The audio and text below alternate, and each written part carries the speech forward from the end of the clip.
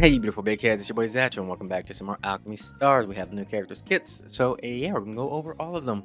And they seem actually pretty good for once for collab characters. So yeah, you know with Ryza, she is a 6-star fire main element, thunder secondary element, detonator.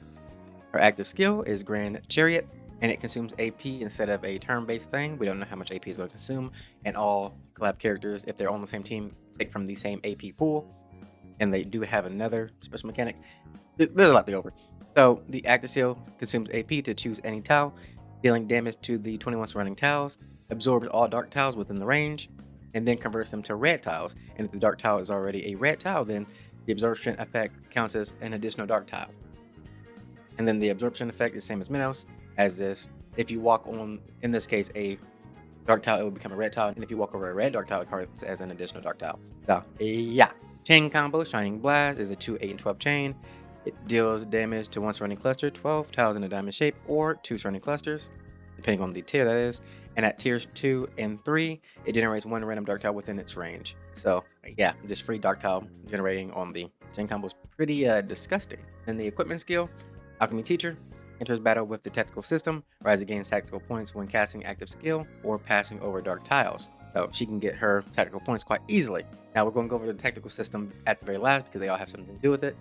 So yeah, we're just going to go over Ryza's equipment refinement as well because they all have equipment refinements. So Ryza's first equipment refinement is an enhancement to the equipment skill. Ryza gains 20 tactical points each time she casts her active skill. The level 2 equipment refinement is another equipment skill enhanced, gains 5 tactical points each time moving over a dark tile. And the last one is another equipment skill buff, which grants a new effect to the tactical system, increasing the level cap by 1. And I'll say we'll do that once we get to the tactical system. Next up, we have Claudia, whose element is forest and secondarily water. And she too has the AP system, so her active skill is White Requiem. Consumes AP to deal damage to any selected enemy. The more tiles the enemy occupies, the greater the damage. Chain combo Infinity Arrow is a 4, 8, and 12 chain. Deals damage to the 2, 3, or 4 nearest enemies. For each dark tile moved over in this current round, increases the chain combo's target count by 1. And if fewer targets are hit, then the chain combo target count generates 1 dark tile around the enemy. And then the equipment skill is Peacemaker, enters battle with the tactical system, and Claudia gains tactical points when casting her active skill. And for her equipment refinements, her first one is a equipment skill buff. Claudia gains 20 tactical points each time she casts her active skill. The second one is a White Requiem, an active skill buff. Increase the damage bonus against enemies occupying multiple tiles by 50%. And then the last one is a chain combo buff. Increase the chain combo damage for each dark tile moved over in the current round. So similar to Show's little chain combo situation. So not that bad when it's completely equipment refined.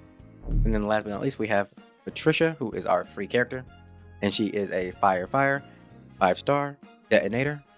And her active skill, Flawless Desire, consume AP to deal damage to a select direction with an extra hit on the farthest target, converting 1 random tile in the surrounding cluster into a dark tile.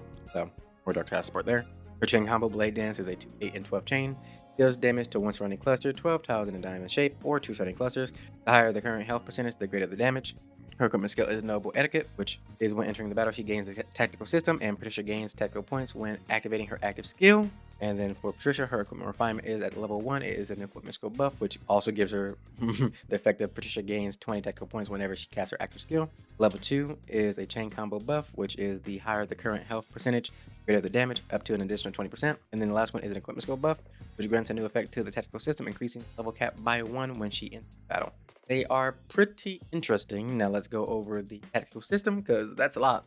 So the tactical system is activated once battle with one of the collab characters, in this case the Atelier collab characters, and tactical points can be gained through various in-battle actions.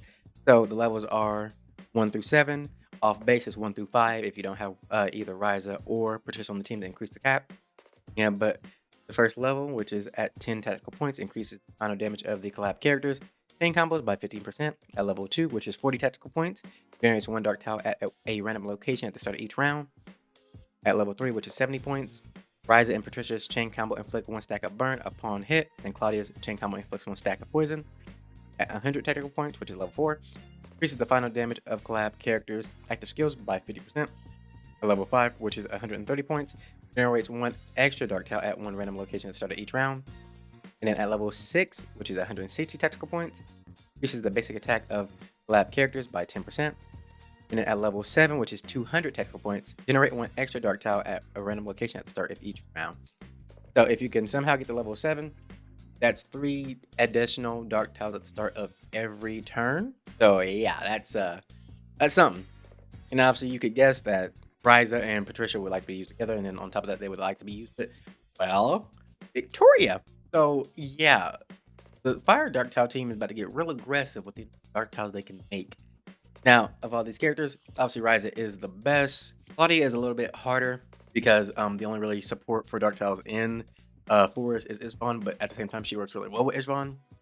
So, it's a good basis for the dark tile setup in the Forest right now. So we'll see how that progresses in the future.